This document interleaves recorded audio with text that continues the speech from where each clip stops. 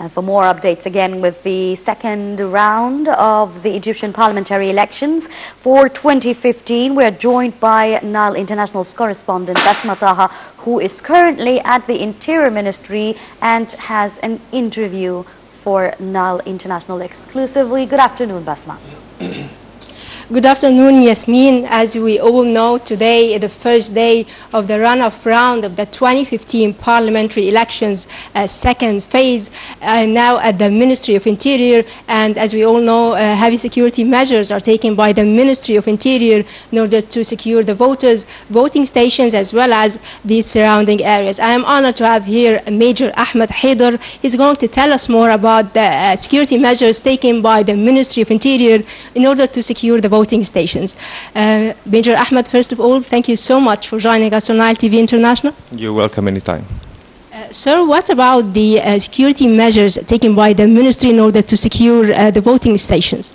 Actually, the first day of the runoff voting process is characterized by calmness and well-organization. And actually, there is a full-scale presence of police forces supported by the army to provide security for the voting process, and also to be sure and to ensure that no one is intimidated and everybody has feel free to go in and cast their voting in and to practice their constitutional right. In certain places, Ministry of Interior strengthened the security measures, like in Sinai Governorate.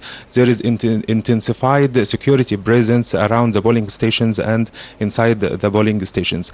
But amidst these tightened security measures, I'd like to say that the Ministry of Interior confirms the impartiality of police forces during maintaining security in the voting process, as the role of police forces is confined to provide security.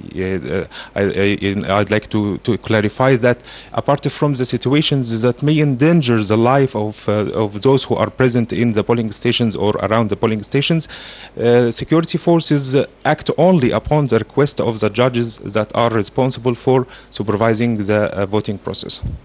Major Ahmed, what about the facilities offered by the ministry to the old people and the disabled? For sure, from the start of the voting process in the parliamentary voting process, the Ministry of Interior provided wheelchairs for elderly people and people of special needs. Okay. Sir, is there an emergency room to follow up the violent acts or clashes? Yes, for sure, there is a central room in the Ministry of Interior, and it is linked to other rooms in the police departments all over the Republic. And also, I'd like to say that police forces on a high alert and the full readiness for responding to any kind of violations or disturbances may be caused by law violators. We will respond strongly to those violators. And also, I'd like to differentiate between the administrative violations and the strong violations that I was talking about, like the situations that may endanger the people who are present in the polling stations. That administrative violations are reported to the higher commission of the electoral process through the judges that is responsible for the electoral process, and upon the request of the judges, the forces may interfere.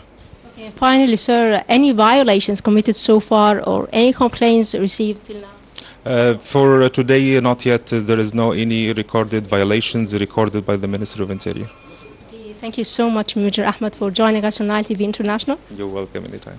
Yasmin, as you see, that is the latest concerning the security measures taken by the Ministry of Interior. Yasmin, back to you in the studio. Thank you very much, Basma Taha, Nile International's correspondent, who is currently at the Interior Ministry.